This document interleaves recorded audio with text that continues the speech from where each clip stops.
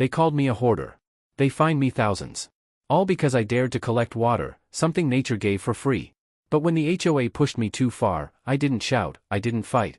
I simply opened the gates. And what happened next turned their perfect little paradise into a muddy nightmare. The neighborhood of Silverleaf Meadows was a picture-perfect suburb, sculpted out of artificial calm and control.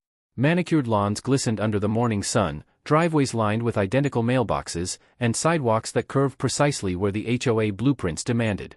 Every blade of grass was measured, every bush trimmed, and every resident watched, always watched, by the ever-present eye of the Homeowners Association. The man who lived at the far end of the cul-de-sac, however, didn't quite fit the mold. His name was Daniel Mercer, a quiet man with a background in environmental engineering. While the others spent their weekends washing cars and power-spraying patios, Daniel worked on something else behind his tall, weathered fence, a project that few in the neighborhood truly understood. Beyond that fence, hidden by layers of oak trees and overgrown ivy, sat what the HOA called an unsanctioned water collection system. To Daniel, it was his masterpiece, a sustainable rainwater reservoir designed to capture and store springwater that naturally ran down from the nearby hills. It wasn't for sale, it wasn't for profit, it was his way of protecting against the droughts that had slowly started creeping across the state. At first, the neighbors ignored it. Then came the whispers. Some said it was a pond, others claimed it was a private swimming hole. But when the HOA president, a woman named Carol, infamous for her pearl necklaces and iron fist enforcement, got wind of the structure, everything changed. Soon, Daniel received his first notice, violation of Section 3.12, unauthorized water storage facility. A fine of $500. Then $1,000. Then $2,000. Each letter came more threatening than the last. The HOA accused him of hoarding natural resources and endangering neighborhood harmony. The irony, of course, was that the same neighbors who complained spent hours sprinkling gallons of city water onto their lawns every morning. But Daniel didn't stop. He watched as rainfall filled his tanks, and underground channels diverted excess runoff into a small containment dam he had built by hand. He recorded every detail, every rainfall, every gallon saved, every dollar that didn't come from the city's overburdened water lines. His project wasn't just functional, it was proof that a single homeowner could outsmart a broken system. Then one morning, as fog lingered low over the neighborhood, Daniel noticed a convoy of HOA board members gathered outside his gate. They stood there, clipboards in hand, snapping photos and murmuring like inspectors on a crime scene. They called it unauthorized construction. They called it unsafe. Within days, the city got involved. A legal notice arrived ordering Daniel to dismantle the reservoir and restore the land to HOA compliance. He appealed. He sent reports, environmental safety data, even a note from a local hydrologist confirming that his design was completely safe. But logic didn't matter. The HOA had already made its decision. Daniel Mercer was the villain of Silverleaf Meadows. The fines kept piling up. $5,000. $10,000. They threatened foreclosure. They threatened legal action. All for collecting the same rainwater that fell freely on their rooftops. Neighbors started to turn. Where once they smiled, now they scowled. Carol went door to door, spreading her narrative, that Daniel was endangering property values, that he was hoarding what should belong to everyone. The HOA painted him as selfish, dangerous, even paranoid. Still, Daniel stayed quiet. He didn't shout. He didn't argue. He just kept working behind that fence, reinforcing the dam, adjusting the pressure valves, studying the weather patterns more carefully than ever before. He knew something that they didn't. The autumn rains were coming. Heavy rains. The kind that turned creeks into rivers and puddles into lakes. His system was designed to manage it, to safely redirect the overflow back into the ground. But if tampered with, if mishandled, if pushed beyond its limits, it could do something else entirely. That evening, as thunder rolled over the hills, Daniel stood at the edge of his reservoir, watching ripples dance across the surface. The water was calm, but beneath it, quiet power waited. The storm clouds above whispered promises of what was to come. And as the first raindrops began to fall, Daniel made a simple note in his weather log. System capacity, 94%. HOA enforcement pending. Conditions unstable. It was only a matter of time now.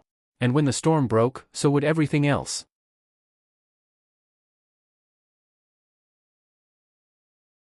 The rain came heavier than anyone expected. It started as a whisper against the windows, a drizzle that slowly turned into an unending sheet of gray. By noon, the air was thick with the scent of wet soil and static electricity. Silverleaf Meadows, once pristine and quiet, now looked like a watercolor painting smudged by the sky. For most residents, rain was just another inconvenience, another day to stay indoors and complain about the weather app. But for Daniel Mercer, the man behind the tall wooden fence, it meant something entirely different. It meant testing day. He'd been waiting for this storm for weeks. His reservoir sensors showed the system filling perfectly. Overflow channels were balanced. The underground runoff pipes he'd installed, against HOA regulations, directed excess water safely toward the forested slope behind his home. Everything worked exactly as designed.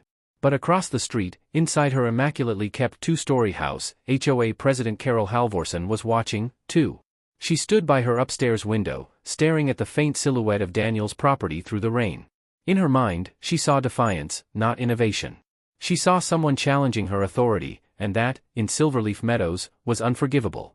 She had already filed for a municipal inspection. She had even managed to convince a few board members that Daniel's hoarded water might be breeding mosquitoes or contaminating groundwater. None of it was true, but truth wasn't necessary when fear worked better. So, as the rain continued, 2 HOA trucks pulled up outside Daniel's property, their headlights cutting through the mist. Inside sat 2 inspectors and 1 board representative.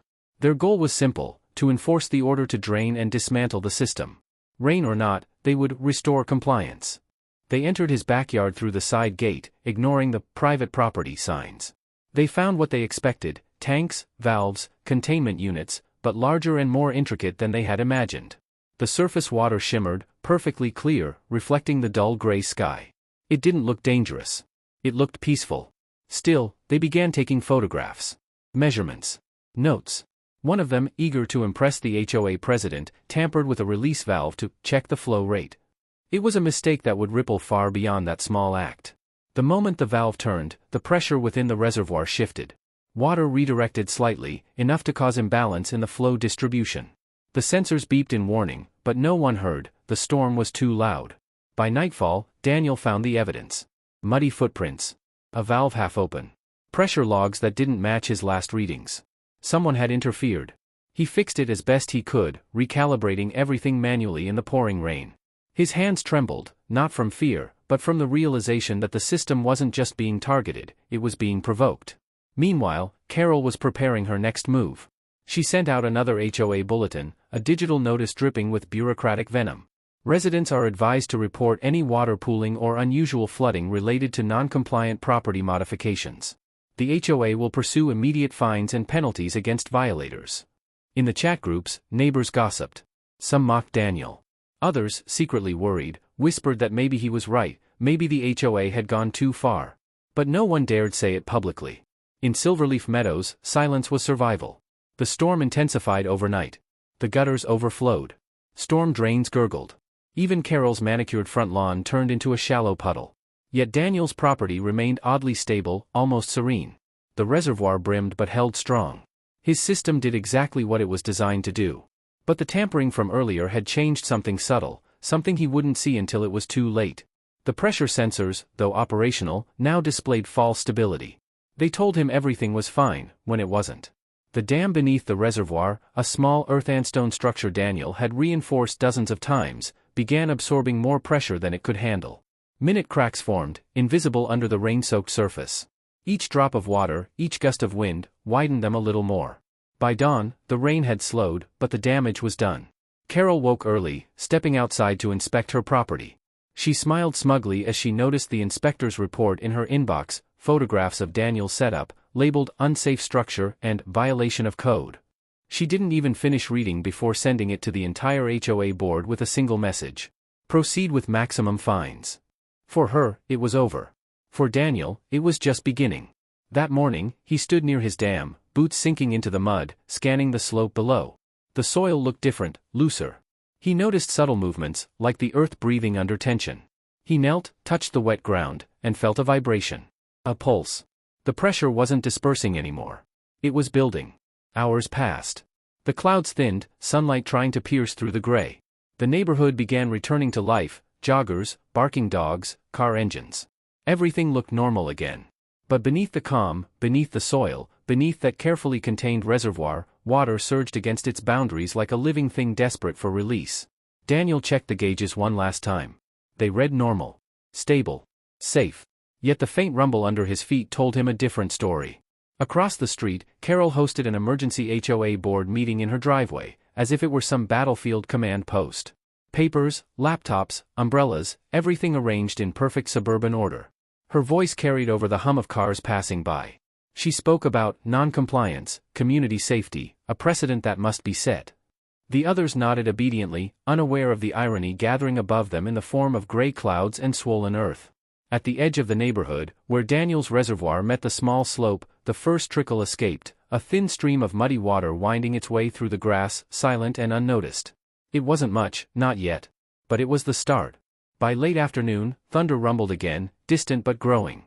The air grew heavy, thick with humidity and the scent of rain returning.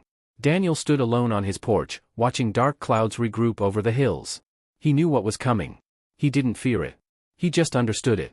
The reservoir was now a ticking clock. The HOA had wound it tight. And when nature decided it was time, there would be no warning letter, no fine, no hearing. Just balance. The next storm came without warning. No forecasts predicted it, no alerts warned of it, it simply arrived, rolling over the hills like a slow-moving beast, heavy and dark. By dusk, the sky over Silverleaf Meadows turned the color of slate, and the first drops hit with the sound of pebbles against tin. Within minutes, rain was falling sideways, wind whipping trees, thunder echoing through the valley. Inside his home, Daniel Mercer watched the storm unfold in silence. His computer screens flickered with live data, pressure gauges, rainfall intensity, soil saturation levels, all of them ticking steadily upward. The system was absorbing more than it should, far more than his design allowed. Something was wrong. He pulled on his raincoat, grabbed a flashlight, and stepped into the chaos outside. The air was cold and electric, carrying the scent of ozone and wet pine. His boots sank deep into mud as he crossed to the reservoir gate. The water level was dangerously high now, churning, restless, pushing against the dam with a force he could feel through the ground. The tampering from the previous inspection had done its work. The pressure valves he'd repaired weren't releasing flow properly. One by one, the fail-safes that once protected the system had been weakened, leaving the entire structure straining under the weight of nature's fury. Meanwhile, across the neighborhood, porch lights flickered through the curtain of rain. Families stayed indoors, comforted by the illusion of safety. The HOA group chat buzzed with small complaints: the drains are overflowing, the lawns are flooded, the city should do something. But none of them had any idea what was building just beyond the cul-de-sac. And in her warm, candlelit kitchen, Carol Halvorsen poured herself a glass of wine, blissfully unaware that her victory was about to turn on her. She had won, at least on paper. The latest HOA board decision, finalized that afternoon, imposed the largest fine in Silverleaf history on Daniel Mercer, $25,000 for non-compliance and unauthorized environmental modification. She'd even begun drafting a notice of property seizure, convinced that within a few weeks, Daniel would be gone for good. But nature doesn't read paperwork. By midnight, the rain showed no sign of slowing. The reservoir was full, past full. The surface water spun with violent eddies, foam slapping against the containment wall. Daniel moved along the dam, checking each pressure point with shaking hands. The cracks he'd noticed before were widening. Tiny fissures oozed muddy water under his flashlight beam. He realized then that the dam wouldn't survive another hour. The ground beneath him pulsed, alive with hydraulic force. The slope beyond the wall, the one that led down toward the neighborhood's lower streets, would be the perfect path for escape. Not a collapse, he thought. A release. And in that moment, something inside him changed. All the months of fines, warnings, threats, and humiliation from the HOA flashed in his mind, every letter, every neighbor's cold stare, every lie Carol had spread about him. He thought of all the times he'd tried to reason, to explain, to prove he wasn't their enemy. But in this world of plastic smiles and HOA bylaws, reason was weakness. He didn't plan revenge. It wasn't a choice, not really. It was inevitability, the consequence of arrogance meeting nature's indifference. He walked back to the gatehouse, the small control box shielded under a sheet of corrugated metal. Rain dripped from his sleeves as he wiped the mud from the panel and checked the manual override levers. He hesitated for a moment, a deep breath, one final consideration, then flipped the switch to release overflow. The dam shuddered. A low groan rolled through the earth, deep and primal, followed by a cracking sound that echoed across the valley. Water surged, not explosively but powerfully, like a giant exhaling after holding its breath too long.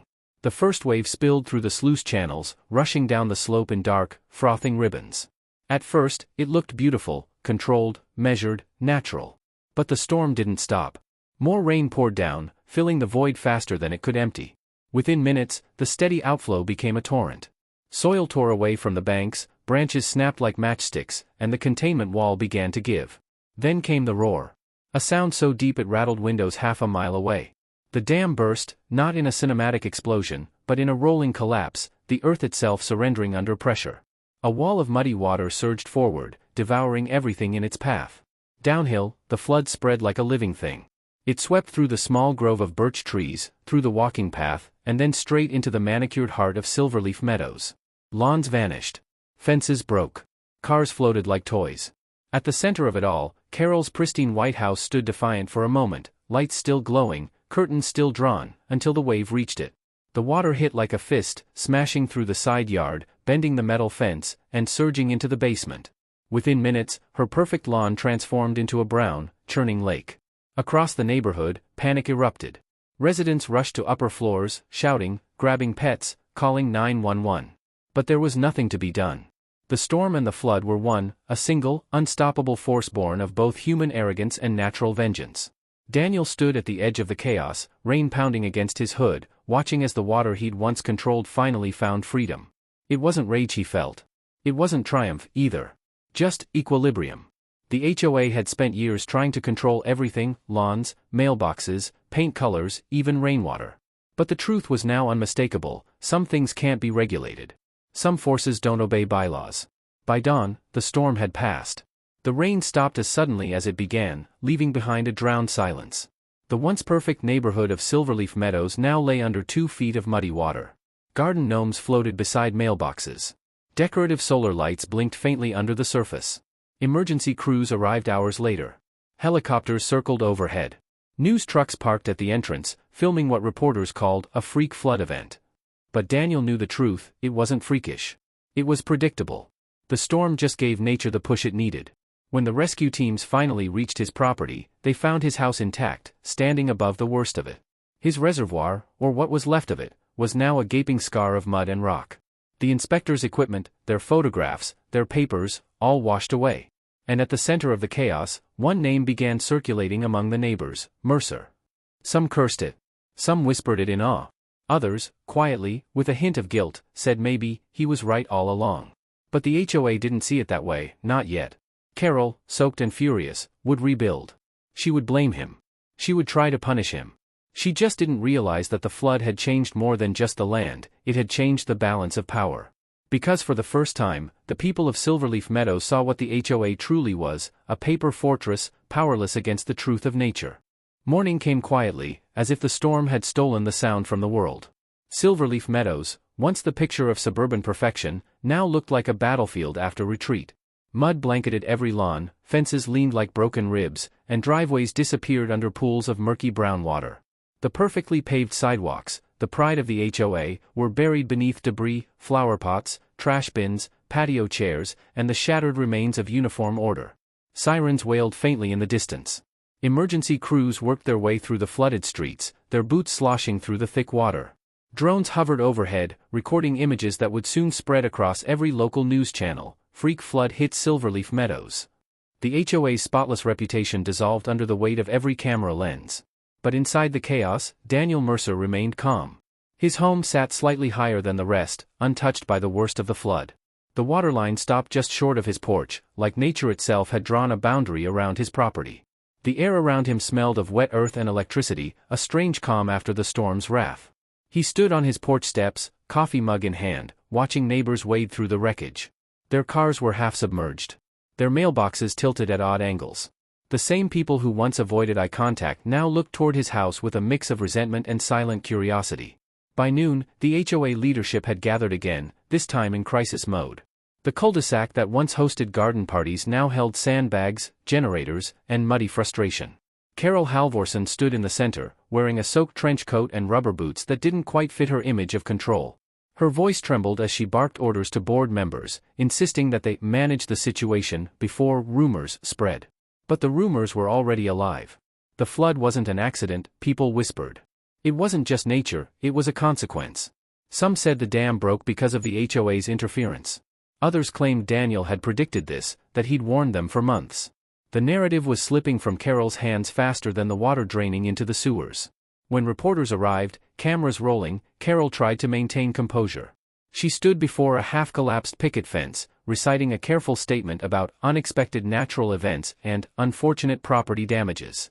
But behind her, the imagery told another story, the wreckage of manicured perfection drowned in mud.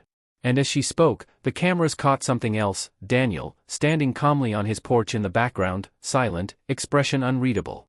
That image, the man the HOA had fined, standing untouched while their domain collapsed, became the picture that defined the story.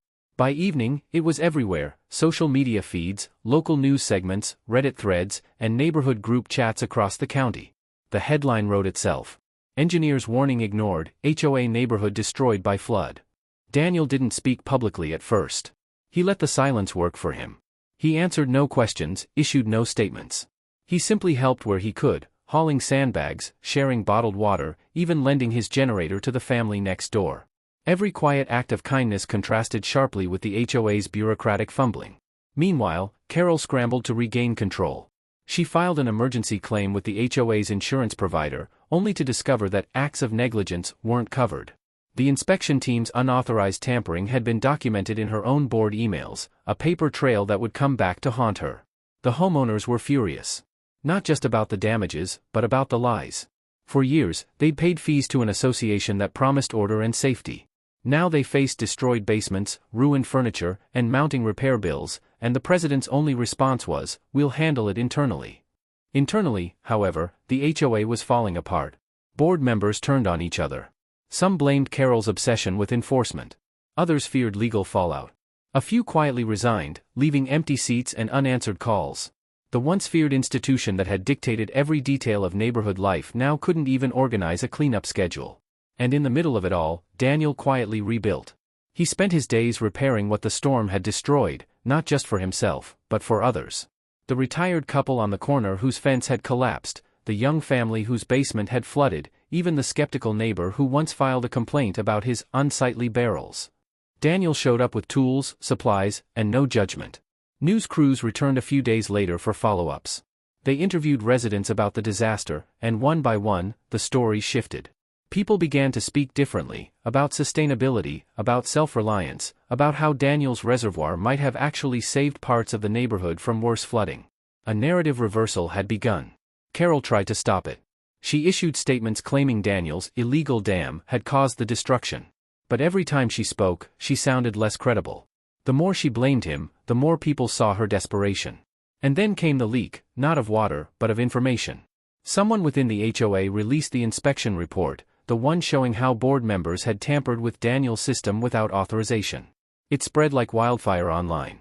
Screenshots appeared in community forums, complete with timestamps and signatures. The public now had proof. The HOA had interfered with a functioning system, then blamed the owner when it failed. By the end of the week, Carol's leadership was in shambles. Residents called for her resignation.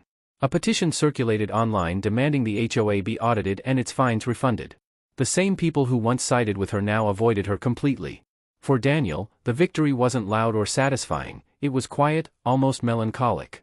He hadn't wanted destruction. He'd wanted understanding. But sometimes, the only way people learn is through loss.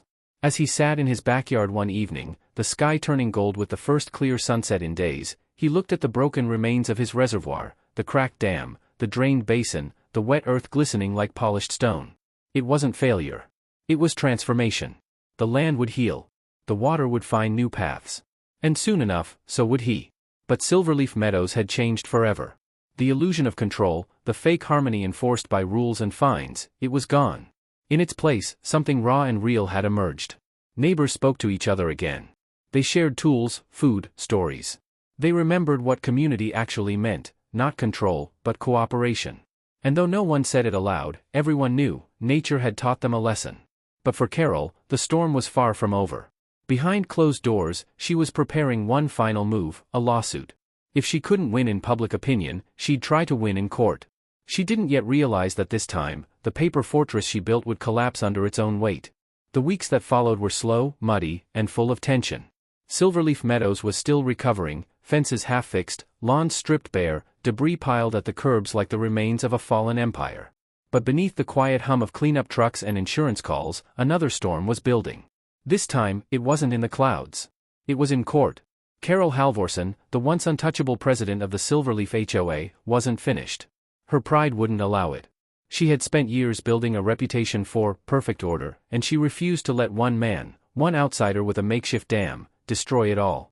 So she did what HOA presidents do best: she filed paperwork. The lawsuit named Daniel Mercer as the sole cause of the neighborhood's destruction.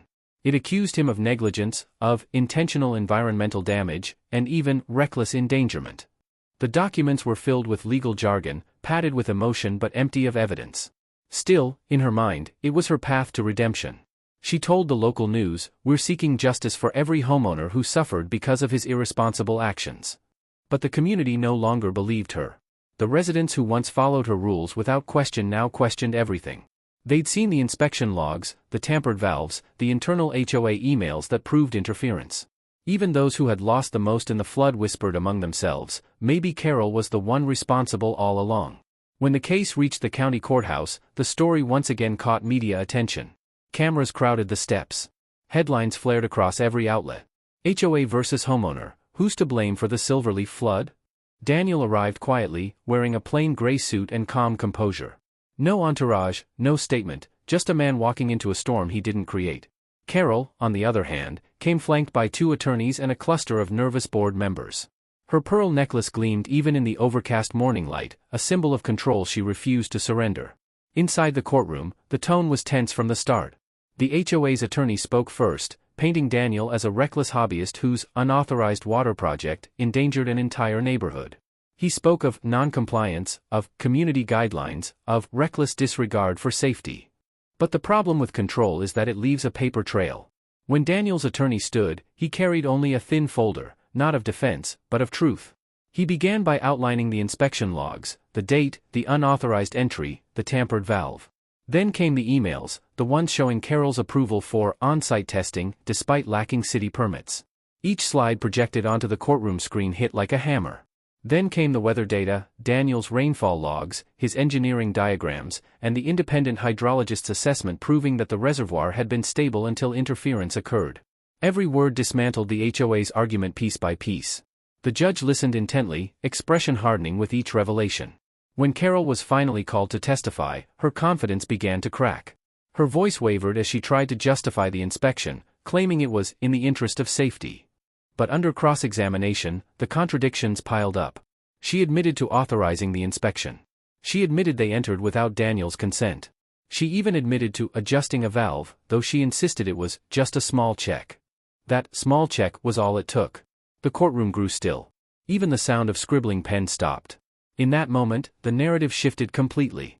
By the end of the second day, it was over. The judge dismissed the HOA's case as baseless and ordered an investigation into the board's conduct.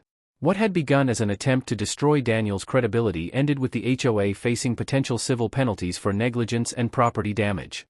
Carol left the courthouse without a word, her once commanding posture deflated. The cameras followed her, capturing every step of her fall from grace. By the next morning, her image, the symbol of control and authority, had turned into a meme, captioned with phrases like HOA, handle our arrogance. Meanwhile, Daniel became a reluctant hero. He didn't seek fame, but it found him anyway. Interviews, podcasts, community leaders, everyone wanted to hear from the man who beat the HOA. But Daniel didn't talk about revenge. He talked about balance. About how systems designed to control people always forget one truth: you can't control nature, and you shouldn't try to control people like it either. Slowly, the neighborhood began to change. With Carol gone and half the board resigning under public pressure, a new committee formed, one focused less on punishment and more on restoration. They asked Daniel to help design a sustainable drainage system, using his engineering experience to prevent future flooding. It was ironic, almost poetic, the same man they once called a hoarder now being asked to save the community. He accepted, but only under one condition: transparency. Every project would be open, every meeting recorded, every decision voted on by residents, not dictated by a board. And for the first time in its history, Silverleaf Meadows started to feel like an actual community. But Carol's story didn't end with her resignation. The insurance investigation uncovered deeper issues: misused funds, false expense reports, and years of questionable decisions buried under the HOA's bureaucracy. The local news followed the scandal like blood in the water. She became the face of HOA corruption, a cautionary tale of control gone too far. As the months passed, nature continued to heal. The floodwaters dried. Grass grew back. Birds returned to the trees along the hill where Daniel's reservoir once stood. And though the land bore scars, they told a story, not of destruction, but of change. On the anniversary of the storm, the community gathered in the park, the same park the HOA once reserved for members only. Now, it was open to all. Families laughed. Children played near the creek. And in a small, quiet corner stood a new sign. Silverleaf Meadows, rebuilt by the people, not the rules. Daniel stood by the sign, hands in his pockets, watching the sunlight dance on the water. A reporter approached, asking if he felt vindicated, if he was glad the HOA had fallen. He smiled faintly and said only this: "I didn't destroy anything. I just stopped trying to hold it back." The reporter didn't fully understand, but the audience would. Because by now, the world knew what Silverleaf Meadows had learned the hard way. When you try to control everything, even the rain, nature will remind you who's really in charge. The storm had passed, but its echo lived on, in the soil, the people, and the lessons carved deep into the land. Silverleaf Meadows was no longer the picture-perfect community it once claimed to be. The white fences were still scuffed, some lawns never truly recovered, and a few houses remained empty, their owners long gone. Yet somehow, in its imperfection, the neighborhood finally felt alive. The HOA, once feared and untouchable, was dissolved 6 months after the trial. The state found enough violations, missing funds, and backroom deals to revoke its charter permanently. The board members scattered, some left quietly, others not so much. Carol Halvorsen disappeared from public view entirely. No farewell post, no statement, just silence. The woman who tried to control everything was now just another forgotten name in a system that had eaten itself from the inside out. But Daniel Mercer stayed. He could have sold his house for a small fortune after his name made headlines, but he didn't. He remained in the same quiet corner lot, the one with the stone path and the sloping hill that once held his dam. What was once a battleground had turned into something else entirely, a sanctuary. Daniel transformed the area where the reservoir had burst into a natural wetland. He called it the reflection basin. Not a dam, not a barrier, but a living system that breathed with the seasons. Rainwater flowed freely now, filtered through native reeds and soft rushes that hummed in the wind. Frogs had returned. Birds nested in the cattails. What was once a source of conflict became the heart of the community. Every Sunday morning, people came to walk the small trail Daniel built around the basin. Kids brought nets to catch tadpoles. Elderly neighbors, once obsessed with HOA rules, now sat on benches watching the water shimmer under the sun. The air smelled clean, like earth after rain, and for the first time in a long time, Silverleaf felt real. Still, there were reminders of what had been lost. The flood had changed more than lawns. It changed people. The residents who once measured their worth by how green their grass was now talked about planting wildflowers. They traded HOA fines for community projects. And once a year, on the anniversary of the storm, they gathered for what they called the Water Festival, a simple celebration of nature, freedom, and second chances. Daniel never spoke at these gatherings, but everyone knew he was the reason they happened. His quiet presence had become a symbol of resistance, not against order, but against arrogance. It wasn't about winning anymore. It was about balance. As the second Water Festival approached, the community decided to dedicate a new landmark, a stone monument near the reflection basin. The carving read, "When control fails, nature teaches. When fear floods, truth flows." On the day of the dedication, the air carried that early summer warmth that makes everything shimmer. Children laughed as they splashed near the basin's edge. The smell of barbecue drifted through the park. It was simple, imperfect, human, everything the HOA had tried to suppress. Daniel stood apart for a moment, watching it all unfold. The sound of water trickling through the rocks reminded him of the night it all began. The storm, the flood, the fear. But now it was different. There was no anger left, no regret. Only peace. He thought about Carol, not with bitterness, but with understanding. She wasn't evil, just trapped in her own illusion of control. She built walls to keep chaos out, not realizing that control is chaos when it's built on fear. Later that evening, as the sun dipped behind the hills, Daniel sat by the water. The reflections of lanterns flickered across the basin's surface like constellations scattered in motion. Someone had set up a projector nearby, showing old photos of the neighborhood, before and after. The audience gasped when they saw the difference. The manicured uniformity of the old Silverleaf looked sterile compared to the lush, open vibrance of what it had become. People didn't just rebuild their homes, they rebuilt their values. One by one, the lights around the park dimmed until only the lanterns and the water's glimmer remained. A hush fell over the crowd. Then the community leader, once just another HOA member, now elected by actual vote, stepped forward and said, This place taught us something we forgot: perfection isn't peace. Control isn't safety. And sometimes, when the dam breaks, it's the best thing that can happen. The crowd erupted in applause, not for him, but for what they all survived together. The storm had stripped them bare, of rules, of illusions, of everything fake, and what remained was real community. Daniel smiled quietly, feeling the night air brush against his face. The sound of laughter carried across the water. For the first time in years, he felt something deep and unfamiliar: home. As he rose to leave, he took one last look at the basin. The moonlight rippled across its surface, calm and endless. It was nature's way of saying it had forgiven them, or maybe reminding them it never needed to. The camera would fade here if this were a film: slow zoom on the water, the sound of crickets, and the distant echo of children's laughter. And maybe, just maybe, the last thing the audience would hear would be Daniel's quiet thought, carried like a whisper over the still night air: I didn't flood their neighborhood to destroy it. I let the water go so they could finally see it.